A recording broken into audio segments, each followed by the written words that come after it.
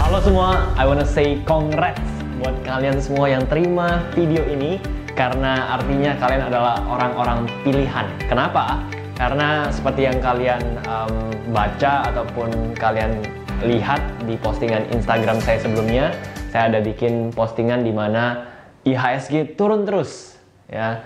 Dan saya bikin captionnya, oh bagi yang mau video private ini komen mau Ray. Dan akhirnya terakhir kali saya cek ada hampir 200 komen yang mau akan video private ini, jadi saya bikinkan khusus spesial untuk kalian semua. Oke, so judul daripada video materi kali ini saya beri judul IHSG turun terus and what to do. Nah, seperti yang kita ketahui sebelum saya bahas tentang judul ini, dalam sesi kali ini mungkin 15-20 menit ke depan, teman-teman akan belajar 3 key point penting yang akan saya bahas di entire private video ini. Yang pertama adalah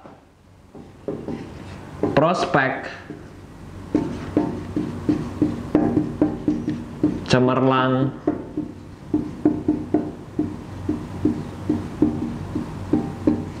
IHSG. Oke. Dan yang kedua, disiplin money management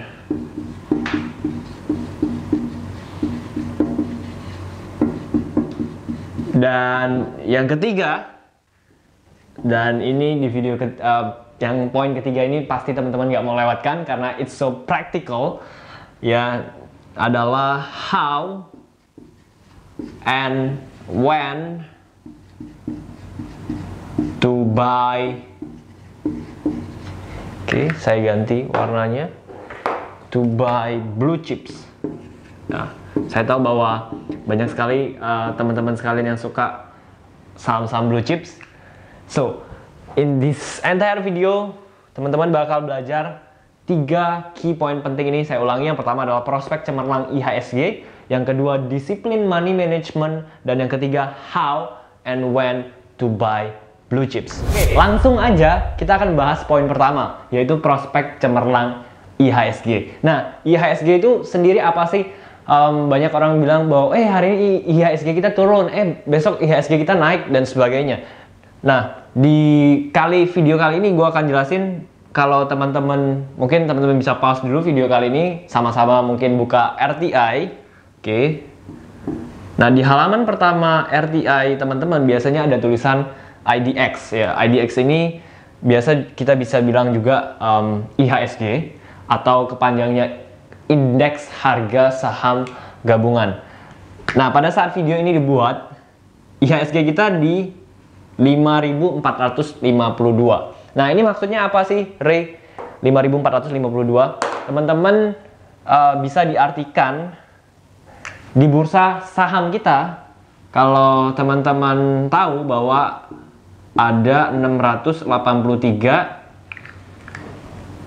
perusahaan. Oke. Ini saya gambar. Ini aja. Oke, ini perusahaan. Oke. Ada 683 perusahaan. Dan 683 perusahaan publik di Indonesia ini, kalau market cap-nya atau kapitalisasi pasarnya semuanya digabungin, maka akan muncul total IHSG-nya atau nilai perusahaannya itu ditotalin semua, muncul ini angka 5.452 triliun. Oke, bacanya sekali lagi 5.452 triliun. Jadi kalau teman-teman buka RTI ada IDX, misalnya hari ini 5.460 IHSG kita, itu artinya 5.460 triliun contohnya. Nah, pada case kali ini hari terakhir pada saat saya buka RTI, IHSG kita di angka 5.452 triliun. Oke, kenapa saya jelasin ini di awal? Oke. Karena ada satu hal penting yang akan saya bagikan di poin pertama ini. Teman-teman perhatikan ini baik-baik. Kalau diperhatikan, ini saya bikin let's say kolom A, ini kolom B.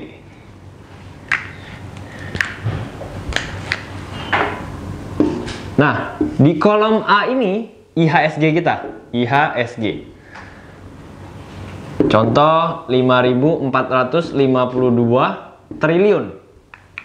Oke. Dan 5.452 triliun ini terdiri dari 683 perusahaan, ya. Market cap dari 683 perusahaan ini ternyata nilainya 5.452 triliun. Nah, di kolom B ini, kalau teman-teman mau tahu, ada satu perusahaan yang mungkin semua orang tahu, ya. Saya sebut aja Microsoft, ya. Microsoft. Mungkin salah satu dari teman-teman yang nonton video ini juga pakai produknya, entah laptopnya, ya, atau Windows dan sebagainya. Company dari Microsoft ini, satu company ini nilainya 14.000 triliun. Oke, 14.000 triliun sekali lagi. Jadi satu company Microsoft itu nilainya 14.000 triliun, sedangkan IHSG kita ini 683 company sudah dikumpulin semua, nilainya hanya 5.452 triliun. Oke, apa Ray yang mau gue point out di perbandingan ini atau comparison ini? Saya mau katakan bahwa seluruh duit di bursa saham kita kumpulin ini semua, terus mau beli perusahaan Microsoft, bahkan kita nggak bisa beli, ya, 50% daripada perusahaannya, nggak bisa. Karena untuk beli 50%-nya aja paling nggak kita harus ada 7.000 triliun.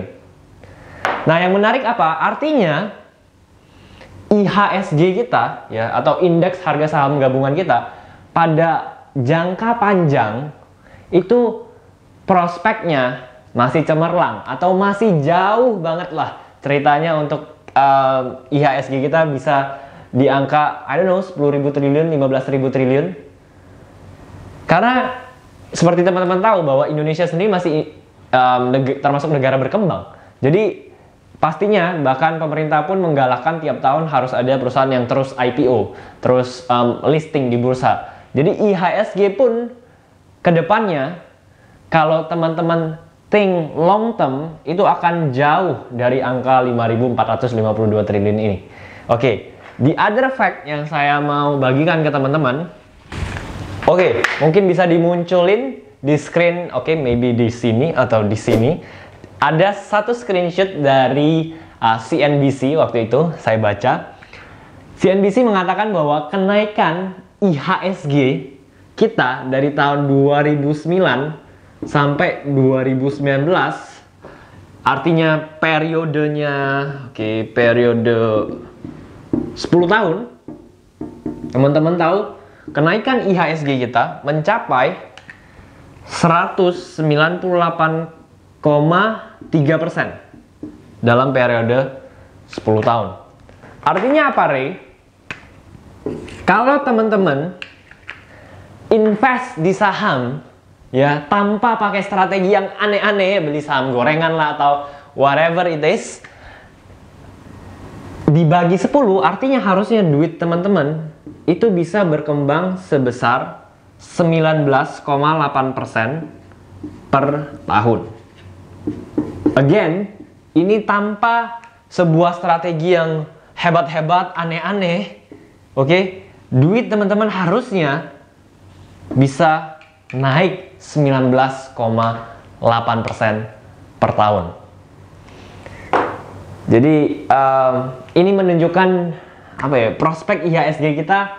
Kalau again saya mau bilang bahwa kalau kita bisa memiliki perspektif think long term, penurunan IHSG sekarang itu harusnya bukan menjadi sebuah masalah, tapi malahan kalau saya sebagai seorang value investor itu menjadi sebuah peluang untuk bisa mencari perusahaan-perusahaan yang bagus dan pastinya with undervalue price. Itu yang nanti akan saya coba jelaskan lebih lanjut nantinya. Oke, poin nomor 2 yang akan saya bahas adalah disiplin money management.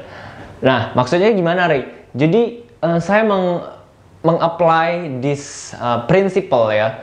Seyakin apapun saya dengan sebuah saham dalam perusahaan tertentu, saya hanya akan beli, oke, ini perhatikan teman-teman, satu saham maksimum 20% dari total dana kita, dari total dana.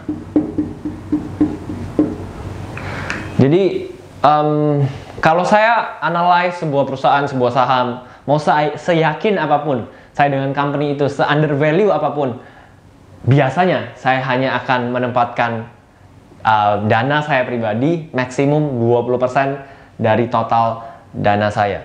Nah, contohnya gimana, Ray? Oke, teman-teman bisa lihat gambar di sini.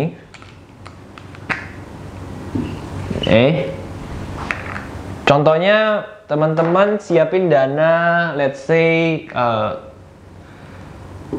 10 juta. Oke, 10 juta ini total dana yang kalian mau investasikan di saham.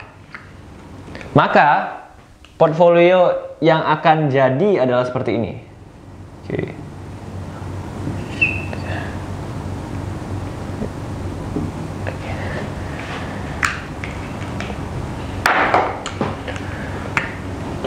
Ini 20%, ini 20%, 20%, 20%, dan 20%.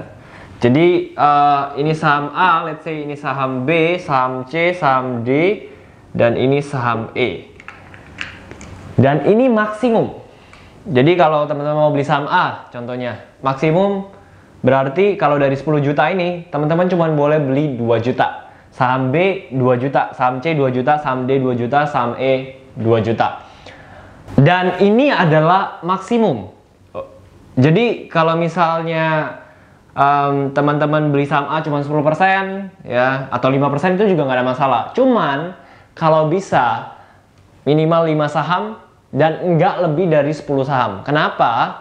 Kalau kita beli terlalu banyak saham, itu artinya kita perlu take care ya, atau kita perlu menjaga saham-saham perusahaan yang kita beli. Dengan cara apa? Kita harus minimal per 3 bulan sekali kita baca laporan keuangannya, kita ngelihat laba bersihnya naik nggak, hutangnya naik nggak, dan sebagainya. Kalau terlalu banyak saham dalam portfolio kita, nanti kita sendiri yang bakal bingung. Jadi saran saya pribadi adalah kalau bisa minimal 5 saham dalam portfolio teman-teman, tapi nggak lebih dari 10 saham. The next question adalah, Ray, gimana dengan banyak yang nanya virus corona dan sebagainya yang orang-orang pada menduga-duga itu nanti akan berefek pada perlambatan ekonomi negara China, bahkan negara-negara berkaitan yang lainnya, karena banyak negara-negara yang punya hubungan bisnis sama negara China. Oke. Kalian bisa apply di strategi. Caranya gimana? Oke. Secara pribadi, kalau kondisi seperti saat ini, dalam arti masih tidak menentu dan sebagainya, kalian bisa pakai strategi ini, yaitu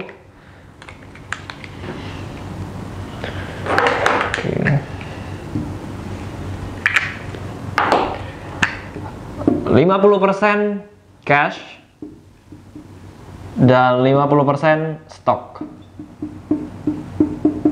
Jadi di dalam kondisi yang tidak menentu seperti ini, teman-teman bisa apply satu strategi ini, yaitu 50% dana daripada teman-teman yang mau investasi itu sediakan dalam bentuk cash, dan 50% lagi kalau memang itu sudah invest dalam bentuk saham, ya udah, wes, nggak ada masalah.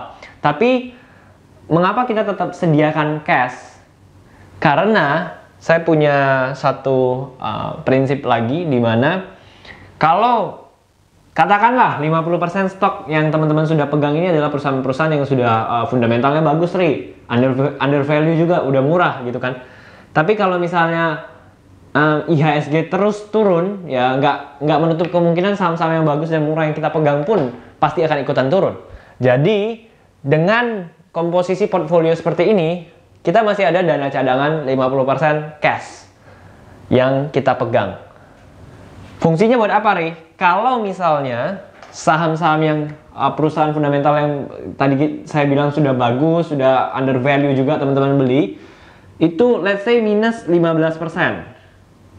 Sampai katakanlah minus 20%. Nah, dalam periode ini ketika ini terjadi kan floating loss. Floating loss itu artinya rugi yang belum direalisasikan sebelum teman-teman jual sahamnya. Nah, kalau saya pribadi, kalau saya yakin dengan perusahaan itu, saya yakin dengan saham itu, ketika IHSG, ketika market recover dan perusahaan itu harusnya bakal ikutan naik, maka ketika floating loss minus 15%, minus 20%, saya akan pakai duit cash ini untuk mulai cicil masuk beli lagi. Artinya kita masuk di harga bawah atau average down. Ya, itu simple strategi yang bakal saya pribadi lakukan. Nah, semoga di poin nomor kedua di disiplin money management ini bisa bermanfaat buat teman-teman. Nah, di poin ketiga kali ini kita akan bahas tentang how and when to buy blue chips. Nah, saya tahu banyak banget teman-teman dari teman-teman semua yang pengen beli perusahaan blue chips gitu ya. Jadi, tapi perusahaan blue chips itu sendiri apa sih artinya? Nah, secara sederhana saya mengartikan, ya ini gambar perusahaan.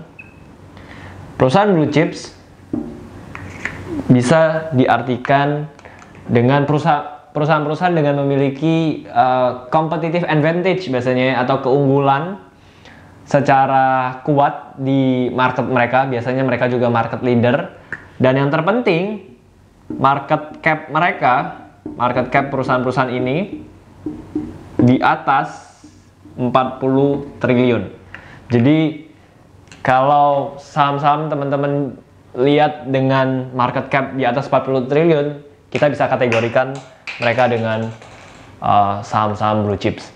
Oke, the next question adalah kemudian hal sederhana apa, Ray, yang bisa gua lakukan untuk mulai masuk ke saham blue chips? Biasanya, saya punya dua requirement. Ya, di sini saya tulis dua requirement.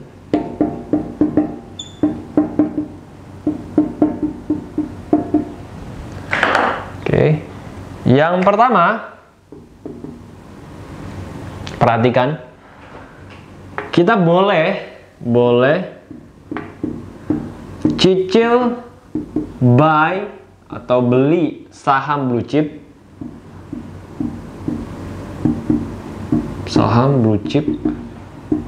kalau kalau udah turun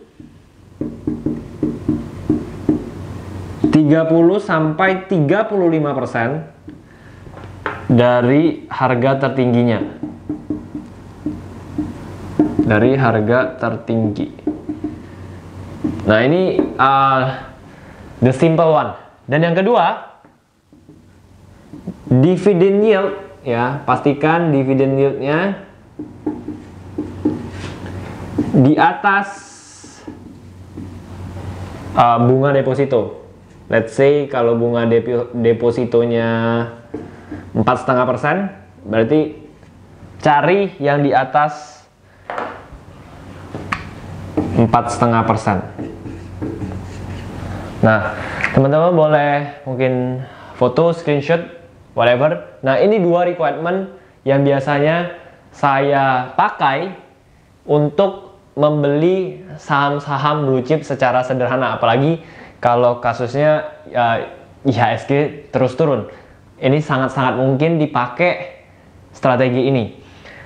Nah, di poin ketiga ini kita akan banyak saya akan kasih study case, ya, study case buat teman-teman bisa praktek. Jadi buat kalian semua bisa pause dulu video ini, ya, sama-sama kita akan praktek. Siapkan RTI bisnis kalian. Nah, saya sering pakai RTI bisnis ini supaya untuk quick review, dan di video-video mungkin selanjutnya kita akan sering pakai. Jadi saran saya teman-teman bisa download apps itu tersebut. Oke, pause dulu sekarang, saya tunggu. Oke, kembali lagi. Udah sama-sama download RTI bisnisnya atau buka RTI bisnisnya, kita barengan.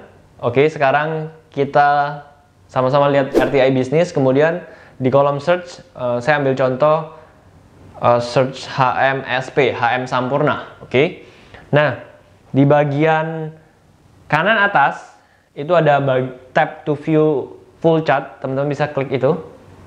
Oke, terus bisa klik 5 year yang paling kanan. Nah, setelah itu kalau teman-teman perhatikan di tahun 2018, oke, itu saham HMSP sempat di angka 5.500. Oke, ini saya gambarkan.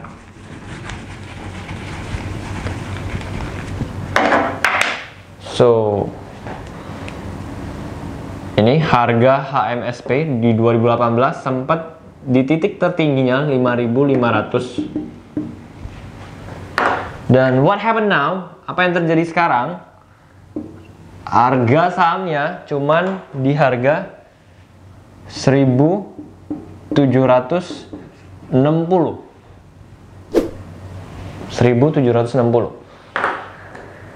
Artinya, secara sederhana, saham HMSP, ya, ini dari atas, dari tertinggi sampai ke sekarang itu udah terdiskon 68% dari harga tertingginya. Nah, kalau teman-teman pakai requirement yang tadi sebelumnya, yang saya sudah suruh screenshot atau foto dan sebagainya, itu rule pertama kita adalah kita boleh beli atau cicil saham blue chip kalau udah turun 30-35% dari harga tertingginya. Sedangkan HMSP ini udah terdiskon 68% dari harga tertingginya. Dan poin kedua, kita sama-sama lagi lihat RTI kita. Buka bagian key statistik. Nah, di key statistik itu teman-teman bisa lihat bagian market cap. Di situ ada tertulis 204,14 triliun. Artinya market cap-nya di atas 40 triliun. Sudah bisa dipastikan HMSP ini perusahaan atau saham golongan blue chips. Dan the next yang teman-teman harus perhatikan adalah dividend yield. Oke, requirement kedua saya di sebelumnya saya sempat bilang cari perusahaan blue chip yang punya dividend yield di atas bunga deposito. Ya, kita asumsikan 4,5%, maka cari yang di atas 4,5%. Di sini HMSP dividend yield-nya 6,68%. Maksudnya gimana, Re? Dividend yield itu dibagikan kepada seluruh pemegang saham, ya biasanya per tahun. Jadi dengan asumsi teman-teman beli saham HMSP di harga 1.760, ya, dalam setahun teman-teman akan dapat bunga, ya, atau laba bersih yang dibagikan kepada shareholder sebesar 6,68%. And the next thing, bagian atas kalau teman-teman perhatikan di bagian earning, di situ ada di bagian profitability, di bagian bawahnya itu ada tulisan dividend payout ratio, ya, atau DPR disingkatnya, 100,17%. Nah, artinya biasanya HMSP itu, ya, ketika dia membukukan laba bersih 100% dia bagikan kepada seluruh pemegang saham. It's fantastic. Jadi dia misalnya untung let's say 4 triliun. 4 triliun itu dia bagikan kepada seluruh pemegang saham dalam bentuk dividen. Oke, the next question adalah, oke, Ri, gimana caranya melihat saham-saham blue chip lainnya? Teman-teman tinggal mempraktekkan dua requirement yang tadi sempat saya singgung sebelumnya. Yang pertama adalah cari perusahaan-perusahaan blue chip dengan market cap di atas 40 triliun. Kemudian yang pertama, lihat grafik sahamnya. Kalau dia udah turun 30-35% dari harga tertingginya, teman-teman boleh mulai cicil beli. Dan yang kedua, pastikan Kalau bisa dividen yield yang dibagikan itu di atas bunga deposito. Kalau ambil contoh tadi misalnya minimal 4,5%, kita cari yang di atasnya. Oke, menurut saya itu aja. Dan again, disclaimer on, jadi contoh yang saya berikan itu merupakan sebuah study case. Jadi saya nggak pernah merekomendasikan untuk membeli, ya menjual atau hold sebuah saham. Pastikan teman-teman kerjakan PR kalian masing-masing lagi. And lasting ya, yang terakhir, saya sangat appreciate sekali karena setelah sekian lama akhirnya saya sudah mementori ya, atau ya saya punya murid-murid di private class value investing sekitar di atas 40 plus orang ya di beberapa kota di Indonesia. Dan saya sangat bersemangat dan antusias untuk boleh sharing secara lengkap dan detail mengenai private class value investing, di mana saya baru launch program online class. Jadi dimanapun, kapanpun, teman-teman bisa belajar knowledge dan skill setnya secara lengkap. Caranya sederhana, kalian bisa balas chat di WhatsApp yang teman-teman dapat private link video ini dengan info private class Ray. Bagi kalian yang mungkin sudah pernah dapat infonya, kemudian mungkin keberatan di soal biaya dan sebagainya, kita ada program cicilan juga. Jadi nggak usah sungkan buat nanya-nanya, it's okay. Ya, saya sangat berharap untuk bisa membantu teman-teman, khususnya, oke, sekali lagi again, khususnya buat kalian yang sekarang umurnya 20-an sampai 30-an tahun, kalian sudah punya penghasilan, kalian sudah punya income, dan kalian tahu bahwa kalian nggak mungkin kerja aktif terus, menukarkan uang dan waktu terus-terusan. Kalau kalian berhenti kerja atau berhenti bisnis, dari mana income kalian? Dan salah satunya yang bisa kita lakukan sebagai anak muda adalah ketika kita produktif, kita punya penghasilan, kita sisihkan duit kita untuk investasi. Dan sebelum kalian terjun ke investasi, saya pastikan kalian butuh sebuah right knowledge dan skill, sehingga kalian nggak perlu nabrak-nabrak tembok seperti yang saya lakukan sebelumnya sampai berdarah-darah, rugi puluhan persen. So, I hope, sekali lagi, kalau kalian berminat, kalian bisa balas chat di WhatsApp ini yang mengirimkan private link video ini dengan teks ya, teks di bawah ini, info private class Ray. And I'll see you in my private class.